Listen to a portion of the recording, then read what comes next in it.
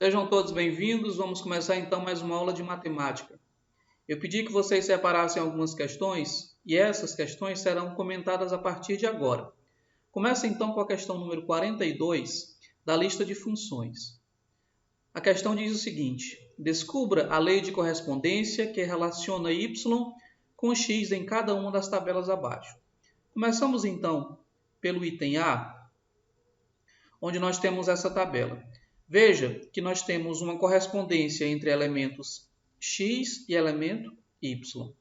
Primeira coisa que eu peço para que vocês observem é que esse avanço ou crescimento dos valores de y acontece de maneira constante, acontece de maneira linear. Perceba que quando o x aumenta de 1 por 1, o y pula de 2 em 2. A taxa de variação aí é constante. Então, essa é a característica da função afim.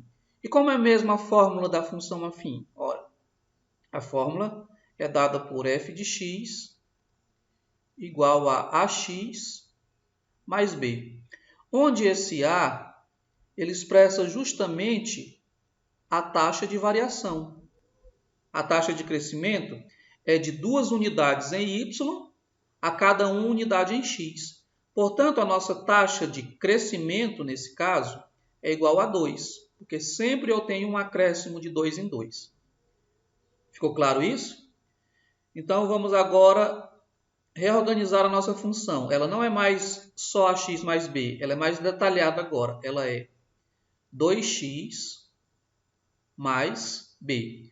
Agora falta encontrar o valor do b. Para isso, basta que eu use uma correspondência em qualquer uma dessas colunas. Por exemplo, eu sei que quando x foi igual a 1, o correspondente y é igual a quanto?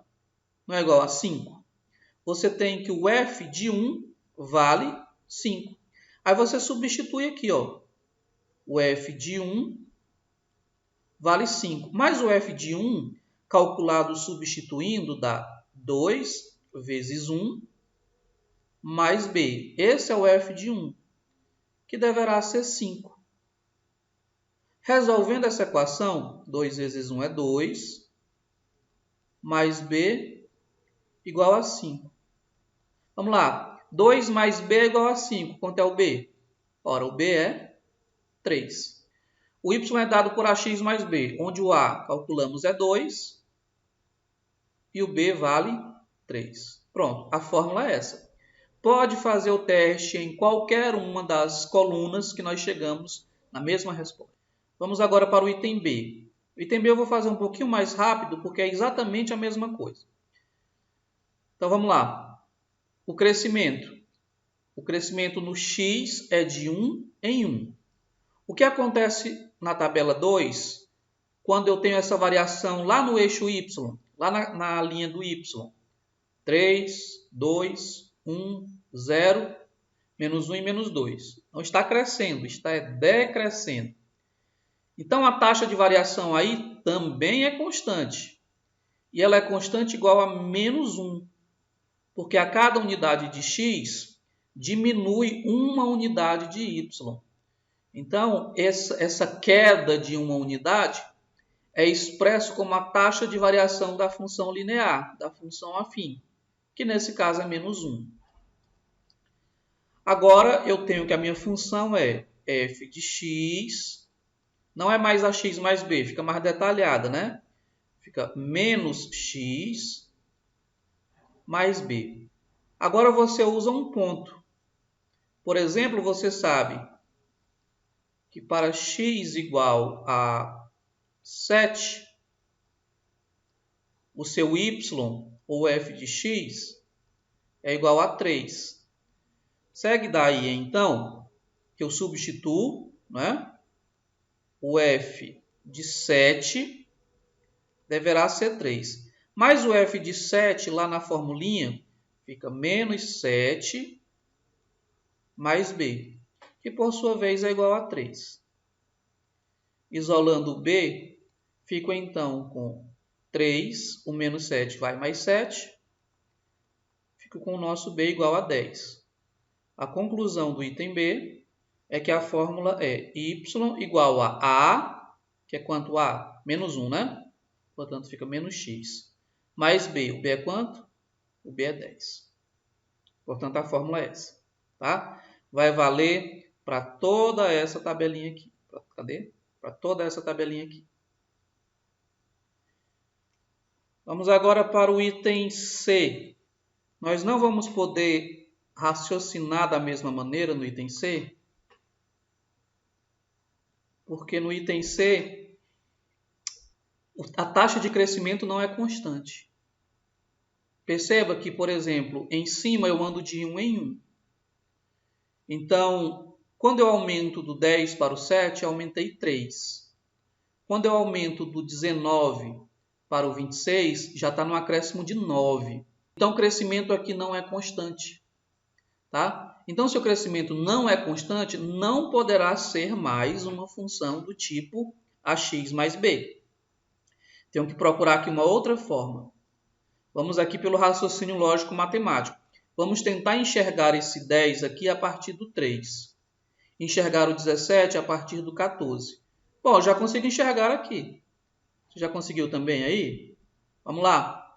Você percebe que o número de baixo, que é o y, é igual ao quadrado do de cima, aumentando uma unidade? Portanto, o y seria o quadrado do de cima, portanto, x ao quadrado, acrescentando mais uma unidade. Olha aí como dá certo. Quanto é o quadrado de 3? É 9, mais uma unidade dá 10. O quadrado de 4, 16, acrescentando uma unidade, 17. E assim nós chegamos aqui, através de um raciocínio lógico matemático, à lei de recorrência do item C. Tá? Então, está finalizada essa questão. Vamos então para a próxima. Dê um gole de café para despertar e vamos seguir em frente. Questão número 50.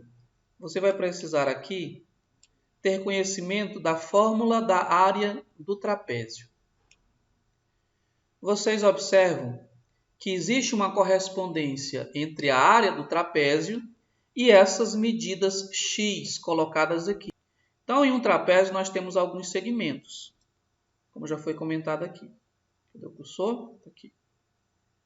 Essa daqui, ó, é a chamada base maior.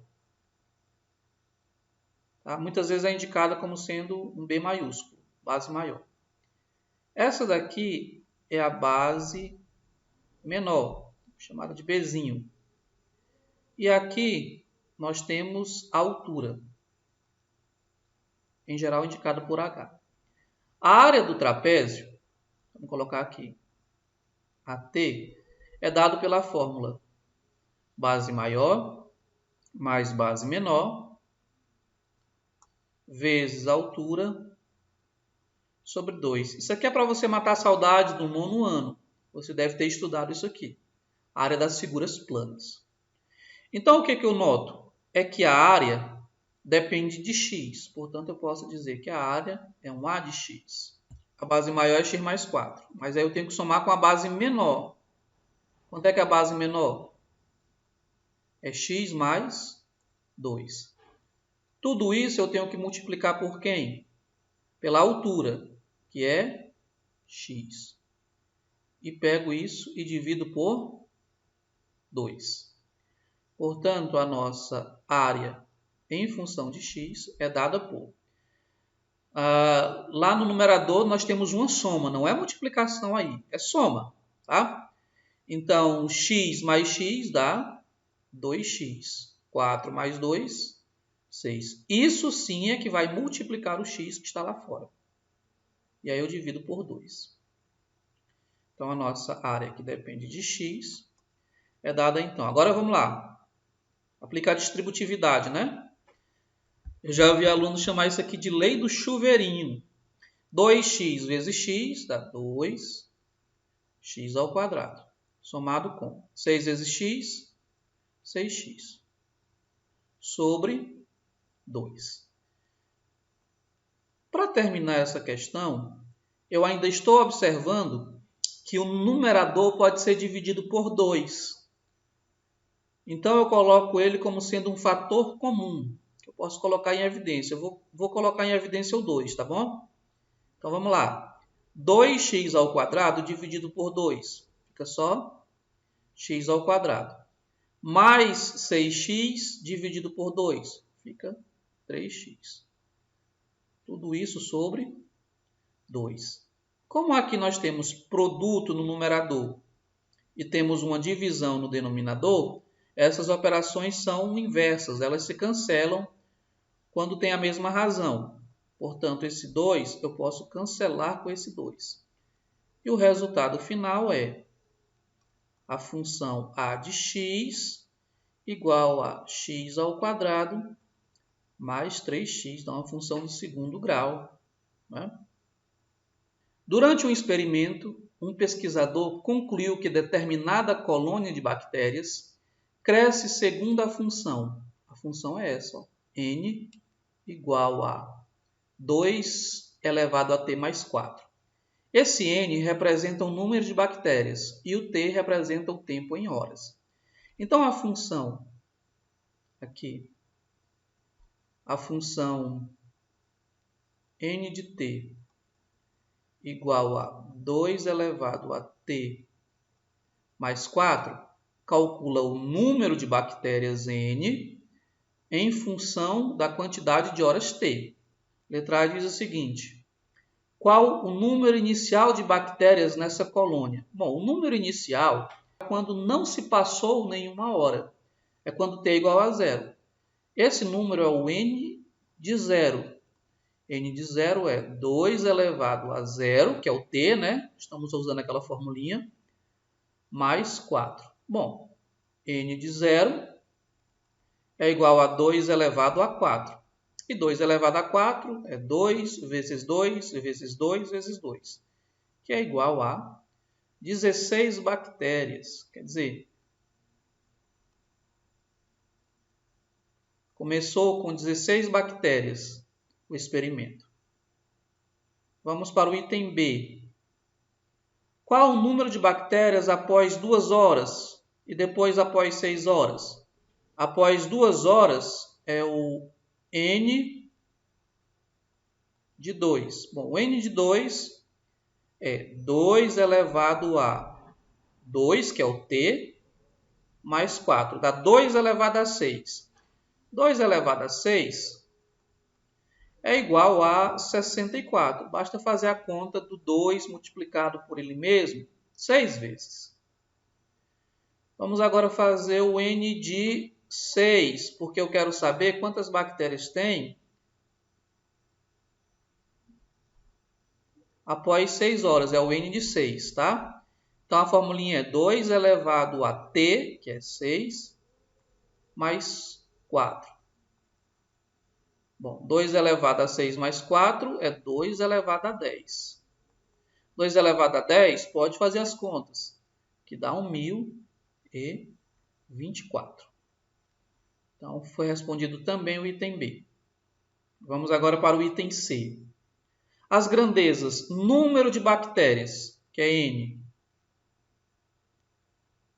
e tempo, que é T, estão numa relação de proporcionalidade? Então, vamos fazer o seguinte, vamos preencher aqui alguns dados, tá bom? Por exemplo, quando T é igual a 1, lembrando que o número de bactérias é 2 elevado a T mais 4. Quando T é igual a 1, fica 2 elevado a 5. 2 elevado a 5 é 32.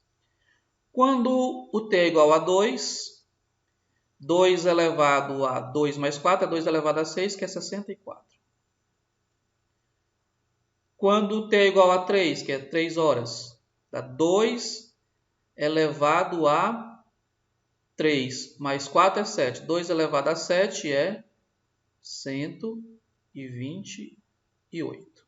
Quando T é igual a 4, 2 elevado a 4 mais 4 é 2 elevado a 8. 2 elevado a 8 é 256. Tá? Então, vamos lá. Pessoal, as relações de proporcionalidade, elas são proporções diretas e inversa. A proporção direta é aquela em que quando uma grandeza dobra, a outra dobra. Quando uma grandeza triplica, a outra também triplica. Pelo que eu posso observar aqui, não é o caso. Por exemplo, quando eu saio do t de 2 para 4, o que houve com a variável t, saindo do 2 para o 4? Ela dobrou, ou seja, ela foi multiplicada por 2. Já o correspondente n, essa grandeza n também dobrou? Do 64 para o 256? Não, ela não dobrou, ela multiplicou, foi por 4. Dessa forma, nós temos que a relação não é de proporcionalidade. Porque se fosse, aqui também dobraria. E quando o que ocorreu foi, na verdade, a multiplicação por 4. Isso quer dizer que nós não temos uma relação de dobro em t e uma relação de dobro no correspondente n. Portanto, a relação não é de proporcionalidade. Tá? É uma relação exponencial. Mas esse é assunto para a gente ver futuramente. Mas a resposta é não, não há uma relação de proporcionalidade. Vamos então para a questão número 61. E a última questão dessa primeira parte de funções. Daqui a pouco nós iremos para a parte de função afim. Então vamos lá. Questão número 61. O número de diagonais d de um polígono convexo é dado pela relação d de n é igual a n ao quadrado menos 3n sobre 2. Então aqui nós temos que, para calcular o número de diagonais de um polígono convexo, você faz o seguinte: o número de diagonais é função do número de lados. Para cada número de lados do polígono convexo, você calcula o número de diagonais por esta fórmula. Vamos ao item A. Quantas diagonais tem um polígono convexo de 90 lados? Ora, o número de diagonais D depende do número de lados. E aqui o número de lados é 90. Portanto, basta que eu faça substituição do n por 90. Ficarei com 90 ao quadrado menos 3 vezes 90 sobre 2.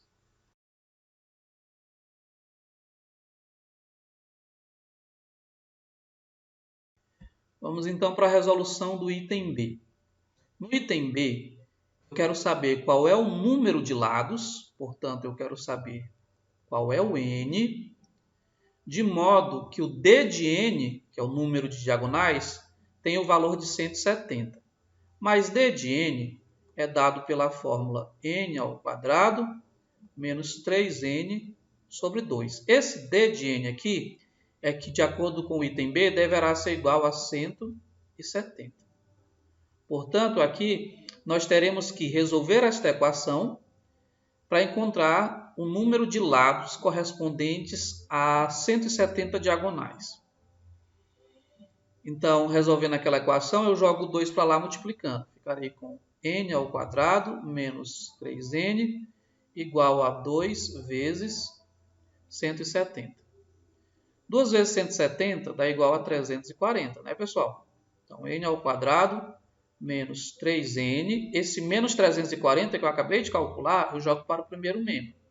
Portanto, virá como menos 340.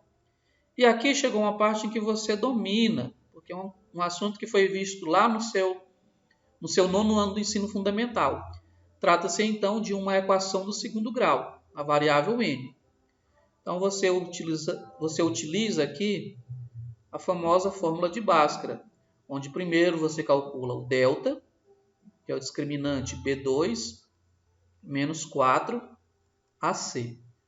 Professor, mas quem é o A? O A é o coeficiente do n ao quadrado, que é 1. O B é o coeficiente do n, que é menos 3. E o C é o termo independente, que é menos 340. Então, você utiliza aqui que delta é igual a b quadrado, que dá 9, né? Menos 3 ao quadrado é igual a 9. Menos 4, que multiplica 1, que multiplica o C, que é menos 340. Portanto, delta é igual a 9. Esse menos do 4 com menos do 340 fica mais. 4 vezes 1 é 4. 4 vezes 340, vamos lá, 4 vezes 0 é 0. 4 vezes 4 é 16, vai 1. 4 vezes 3 é 12, com 1, 13. 1.360. Isso quer dizer que o delta é 1.369. Então, vamos calcular o n. O n é sempre dado por menos b. Repita comigo, mais ou menos raiz de quem? Raiz do delta sobre 2 vezes a. Então, isso quer dizer que o nosso n vale. Menos b é menos o menos 3. Aqui, ó. O b não é menos 3? Então, fica menos o menos 3, que é 3. Mais ou menos a raiz do delta. Quanto é que é a raiz do delta? É a raiz de 1.369. Isso dividido por 2 vezes a, que é 2. Aqui eu tenho um n' e um n duas linhas. Seguimos então 3. Lembrando que a n' você soma e na n duas linhas você subtrai. Então 3 mais raiz de 1.369. Faça as contas aí e conclua que dá 37 sobre 2. E depois você faz 3 menos a raiz daquele número, que dá 37, sobre 2. Aqui eu já sei que essa n duas linhas não serve para o meu problema. Por quê, professor? É simples. Porque estamos procurando n, que é o número de diagonais. E esse número deve ser positivo. E essa raiz aqui, ó, vai dar uma raiz negativa, né? 3 menos 37, ficaremos então com menos 34 sobre 2, que daria menos 17. Então, o número de lados não pode ser menos 17. Então, não poderá ser, não serve aquela raiz. Então, fico só com a de cima. 3 mais 37 dá 40 sobre 2 é 20. Então, um polígono de 20 lados é que produz 170 diagonais. Tá? Então, a resposta é essa, 20 lados. Vamos para o item C agora.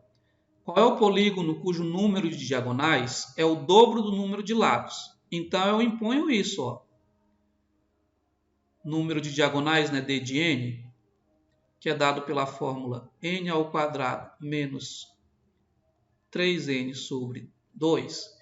Eu quero que o número de diagonais, que é d de n, seja igual ao dobro do número de lados. O número de lados é n, portanto, o dobro, 2n.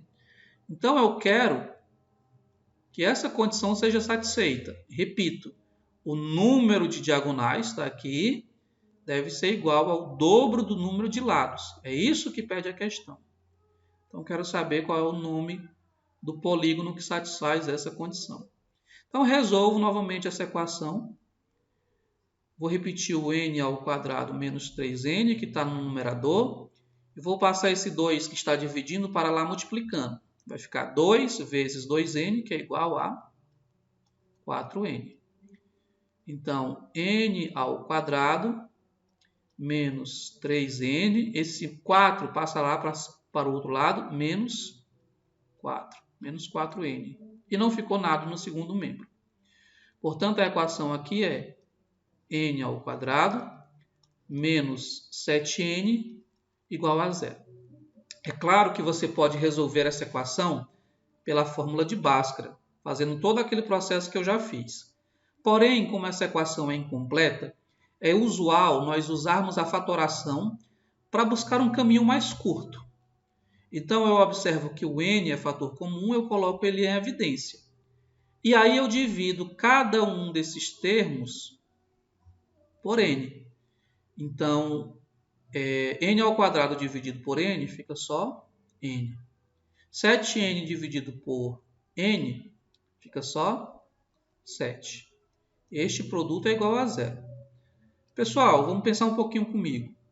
Eu tenho um produto sendo igual a 0. Quando é que o produto é igual a 0? quando um dos fatores é zero. Ou seja, quando o fator n é igual a zero ou quando n menos 7 é igual a zero. Mas se n menos 7 é igual a zero, n é igual a 7. Essa raiz aqui, ela não serve. Não serve porque n é um número de lados. E o número de lados não pode ser zero. Não existe polígono com 0 lados. Portanto, 7 lados. E um polígono com 7 lados é um heptágono. Portanto, a resposta é essa. Qual é o polígono cujo número de diagonais é o dobro do número de lados? É o heptágono, porque nós calculamos que o número de lados desse polígono é igual a 7. Portanto, nós chegamos ao final dessa questão e, consequentemente, no final da primeira parte da aula, que são as questões relativas à lista de funções. Na segunda parte da aula, eu comentarei questões sobre função afim, que é a função do primeiro grau. Então, nos aguardem, vamos para o próximo vídeo.